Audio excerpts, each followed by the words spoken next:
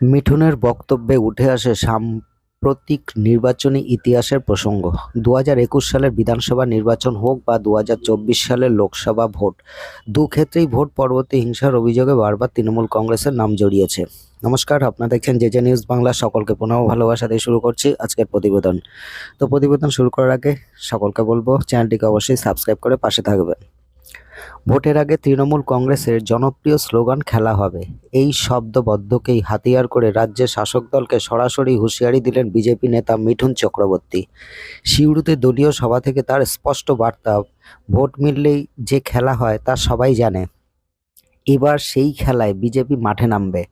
মিঠুন চক্রবর্তী বলেন, একতরফা খেলা আর চলবে না, এবার দুদলই মাঠে নামবে এবং সঠিক সময়ে সুযোগ নিয়ে গোল করে দেবে।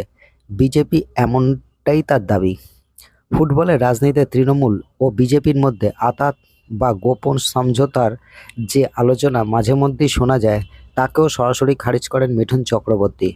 তার কথায় এই ধরনের জল্পনা সম্পূর্ণ মিথ্যে এবং মানুষকে বিভ্রান্ত করার জন্যই ছড়ানো হয়। বিজেপি নেতা স্পষ্ট করেন, তৃণমূলের সঙ্গে কোনো রকম সেটিং নেই, ভবিষ্যতেও হবে না। এই প্রসঙ্গে মুখ্যমন্ত্রী মমতা বন্দ্যোপাধ্যায়কে কটাক্ষ করে তিনি বলেন, 10 ভুজার মতো গোলকিপার হয়ে দাঁড়ালেও পায়ের ফাঁক দিয়ে গোল করে দেব। এদিনের বক্তৃতায় রাজনৈতিক হুঁশিয়ারির পাশাপাশি উঠে আসে আইপ্যাক ও ইডি অভিযান সংক্রান্ত বিতর্ক। আইপ্যাক কর্ণধার প্রতীক জৈনের বাড়িতে ইডি হানার দিন মুখ্যমন্ত্রীর উপস্থিতি এবং তার হাতে থাকা একটি সবুজ ফাইল নিয়ে ইতিমধ্যে রাজ্য রাজনীতিতে জল্পনা তুঙ্গে। সেই বিতর্কে নতুন করে আগুন জ্বালালেন মিঠুন চক্রবর্তী। তৃণমূল কংগ্রেসের দাবি, ইডি আসন্ন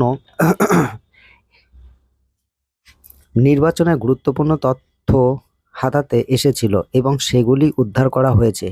কিন্তু বিজেপির দাবি ঠিক উল্টো। মিঠুনের বক্তব্য, ওই সবুজ ফাইলে কয়লা বালিসহ বিভিন্ন দুর্নীতির টাকার হিসাব ছিল, কে কাকে কত টাকা দিয়েছে, কে কত টাকা নিয়েছে, এইসব তথ্য চাপা দিতেই মুখ্যমন্ত্রী ওই ফাইল সঙ্গে করে নিয়ে যান বলে তার অভিযোগ। এতেই থামেননি মিঠুন, তিনি আরও সন্দেহ প্রকাশ করেন, ওই ফাইলে তৃণমূলের ভোট ব্যাংক হিসাবে পরিচিত অবৈধ অনুপ্রবেশকারী বা অভারতীয়দের তালিকাও থাকতে পারে। এই মন্তব্যে রাজনৈতিক বিতর্ক আরও তীব্র হওয়ার ইঙ্গিত মিলেছে। ভোট যত এগোচ্ছে ততই আক্রমণ পাল্টা আক্রমণের সুর চড়ছে রাজ্য রাজনীতিতে। সিউড়ি সভা থেকে মিঠুন চক্রবর্তীর বক্তব্য স্পষ্ট করে দিল, আসন্ন নির্বাচনের লড়াই শুধু স্লোগানের মধ্যে সীমাবদ্ধ থাকবে না, তা রাজনৈতিক ময়দানে আরও তীব্র সংঘাতে গড়াতে চলেছে। তো এই ছিল আজকের প্রতিবেদন। দেখা হবে নেক্সট ভিডিওতে। ধন্যবাদ।